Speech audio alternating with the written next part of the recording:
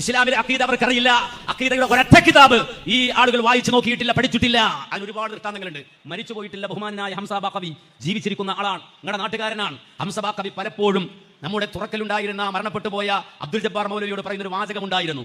പലപ്പോഴും ഞങ്ങളത് കേൾക്കുമ്പോൾ നമുക്ക് തന്നെ തോന്നിയിട്ടുണ്ട്, എന്തേ ഹംസ ബാഖവി ഇങ്ങനെ പറയുന്നത്. പക്ഷെ ഇന്ന് ഞങ്ങൾക്ക് മനസ്സിലാകും എന്തുകൊണ്ടാണ് ഹംസ ബാഖവി ജബ്ബാർ മൗലവിയുടെ മുഖത്ത് നോക്കി അങ്ങനെ പറഞ്ഞത്. ഇന്ന് തിരിയും. ജബ്ബാർ മൗലവിയോട് ഹംസ ബാഖവി ആവർത്തിച്ച് പറഞ്ഞൊരു വാചകമുണ്ട്, മൗലവി നിങ്ങളൊരു 3 അഖീദയുടെ കിതാബെങ്കിലും വായിക്കണം കേട്ടോ.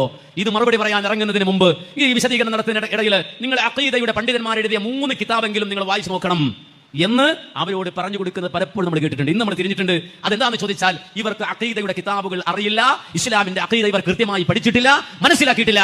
അദ്ദേഹത്തിന് അഖീദ ഗ്രന്ഥം വായിച്ചിട്ടില്ല, അദ്ദേഹത്തിന് വിവരമില്ല, അല്ലെങ്കിൽ കിതാബ് അറിയില്ല എന്നൊക്കെ പറയുമ്പോൾ അതൊക്കെ വലിയ ധിക്കാരത്തിൻ്റെ അങ്ങേ അറ്റമാണ് എന്ന് പറയാതിരിക്കാൻ കഴിയില്ല. എന്നു മാത്രമല്ല, ഇവിടെ സലഫി അഖീദയെ ഈ സമസ്തക്കാരായ ആളുകൾ അവിടുത്തെ പുരോഹിതന്മാർ അത് വിമർശിച്ചപ്പോൾ അതിനെതിരെ പ്രത്യേകമായി പുസ്തകം പോലും ഇറക്കുകയാണ് ജബ്ബാർ മൗലവി.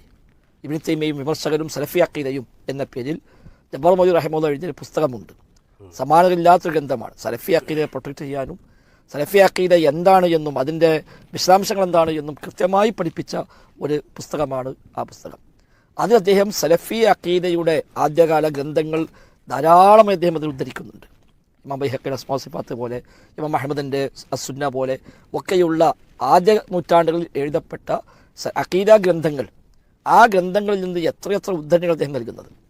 അതേപോലെ നമ്മളിന്ന് പറയുന്ന അഖീദയാണ് ശരി, അഹ്ലുസുന്ന അഖീദ എന്ന് സ്ഥാപിക്കാൻ വേണ്ടിയും സമസ്തക്കാരും കളിയാക്കുന്ന രൂപത്തിലല്ല എന്നും അവർ പറയുന്ന ആശയം ശരിയല്ല എന്നും സ്ഥാപിക്കാൻ വേണ്ടിയും ധാരാളം ഉദ്ധരണികൾ വ്യത്യസ്തമായ അഖീദ ഗ്രന്ഥങ്ങളിൽ നിന്ന് ഉദ്ധരിച്ചുകൊണ്ട് അദ്ദേഹം ആ ഗ്രന്ഥം വല്ലാത്തൊരു ഗ്രന്ഥമാണത്. ശരിക്കും സലഫി അഖീദ പഠിക്കാനും ഷെയ്ഖ് ഇബ്നു തൈമിയ്യ റഹിമഹുല്ലാഹി അടുത്തറിയാനും ഇതിനേക്കാൾ നല്ല ഗ്രന്ഥം മലയാളത്തിൽ ഇറങ്ങിയിട്ടില്ല. ആ ഒറ്റ പുസ്തകം വായിച്ചാൽ തന്നെ മൗലവിയുടെ ഒരു വായനയുടെ വ്യാപ്തി, അദ്ദേഹത്തിൻ്റെ ഒരു അറിവിൻ്റെ ആഴം കൃത്യമായി നമുക്ക് ബോധ്യപ്പെടും. സോഷ്യൽ മീഡിയ ധാരാളമായി പ്രചരിച്ചൊരു വല്ലാത്തൊരു ഫോട്ടോയുണ്ട്. ഈ സംസാരിച്ച അനസ് മൗലവിയും അതുപോലെ ഹനീഫ് ജബ്ബാർ മൗലവിയുടെ കൂടെ ഇരിക്കുന്നൊരു ഫോട്ടോ, അത് വല്ലാത്തൊരു ഫോട്ടോയാണ്. നമുക്കത് കാണാം സ്ക്രീൻ. ആ ഫോട്ടോ അത് അദ്ദേഹത്തിൻ്റെ വലത്തും എടുത്തുമായി ഇവർ രണ്ടുപേരും ഇരിക്കുകയും അങ്ങനെ ജബ്ബാർ മൗലവി ഇമാം നവവിയുടെ ശറഹ് മുഹദ്ദബ് വായിച്ചു കൊടുക്കുകയും അത് ഇവർ രണ്ടുപേരും വളരെ സാഗൂതം കണ്ടോ എത്ര വിനയാന്വിതരായ ശിഷ്യന്മാരെ പോലെ കൂടെ ഇരുന്ന് അദ്ദേഹത്തിന് കേട്ട് ചോദിച്ചു പഠിച്ച് അങ്ങനെ അറിവുണ്ടാക്കി ഇവിടെ തൗഹീദ് പ്രചാരണ രംഗത്ത് ഇറങ്ങിയ മനുഷ്യന്മാരാണ് ഇപ്പോൾ പുറത്തിറങ്ങിയിട്ട് പറയണത് അദ്ദേഹത്തിനൊന്നും കിതാബ് അറിയില്ല, സലഫി അഖീദ അദ്ദേഹം പഠിച്ചിട്ടില്ല, അഖീദ ഗ്രന്ഥം വായിച്ചിട്ടില്ല, 3 അഖീദ കിതാബിന് വായിക്കാൻ അദ്ദേഹത്തെ പലരും ഉപദേശിച്ചിരുന്നു എന്നൊക്കെ പറയുമ്പോൾ എത്ര വലിയ അഹങ്കാരത്തിൻ്റെ ശബ്ദമാണ്.